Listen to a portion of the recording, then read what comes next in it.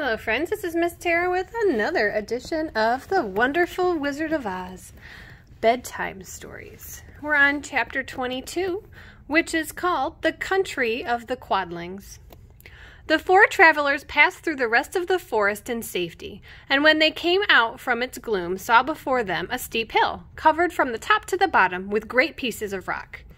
"This will be a hard climb," said the Scarecrow, "but we must get over the hill nevertheless." So he led his way to the other, and the others followed. Then they had nearly reached the first rock when they heard a rough voice cry out, "Keep back!" "Who are you?" asked the Scarecrow.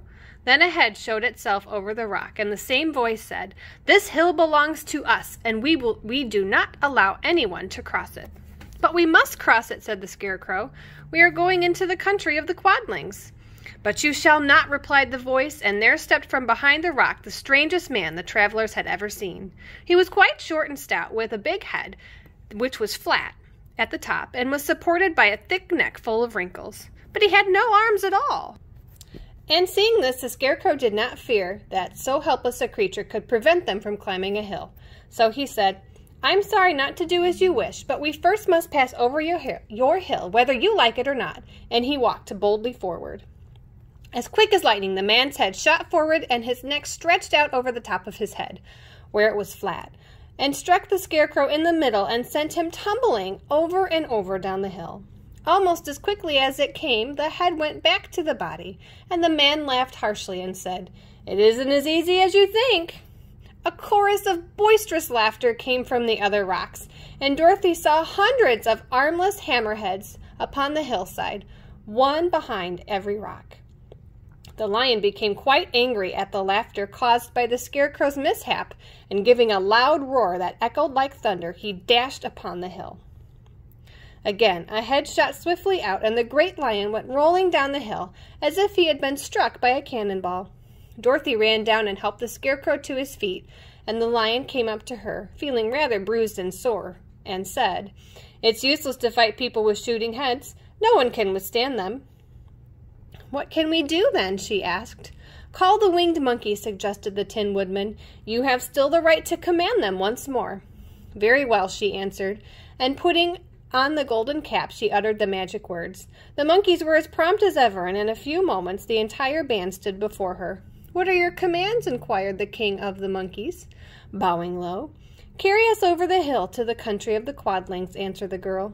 "It shall be done," said the king, and at once the winged monkeys caught the four travelers and Toto up in their arms and flew away with them.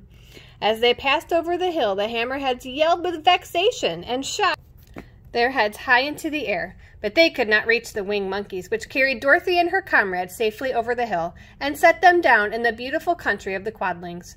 "This is the last time you can summon us," said the leader to Dorothy, "so goodbye and good luck to you."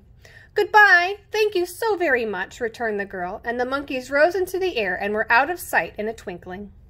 The country of the Quadlings seemed rich and happy. There were field upon field of ripening grain, with well-paved roads running between, and pretty rippling brooks with strong bridges across them. The fences and houses and bridges were all painted bright red, just as they had been painted yellow in the country of the Winkies, and blue in the country of the Munchkins. The Quadlings themselves were short and fat, and looked chubby and good-natured, were dressed in all red, which showed bright against the green grass and the yellowing grain. The monkeys had set them down near a farmhouse, and the four travelers walked up to it and knocked at the door. It was opened by a farmer's wife, and when Dorothy asked for something to eat, the woman gave them all a good dinner, with 3 kinds of cake and 4 kinds of cookies and a bowl of milk for Toto. How far is it to the castle of Glinda?" asked the child. "It's not a great way," answered the farmer's wife. "Take the road to the south, and you will soon reach it." Thanking the good woman, they started fresh and walked by the fields and across the pretty bridges until they saw before them a very beautiful castle. Before the gates were 3 young girls dressed in handsome red uniforms trimmed with gold braid. And as Dorothy approached, one of them said to her, "Why have you come to the South Country?" "To see the good witch who rules here," she answered. "Will you take me to her?" "Let me have your name, and I will ask Glinda if she will receive you." They told who they were, and the girl soldier went into the castle. After a few moments, she came back to say that Dorothy and the others were to be admitted at once.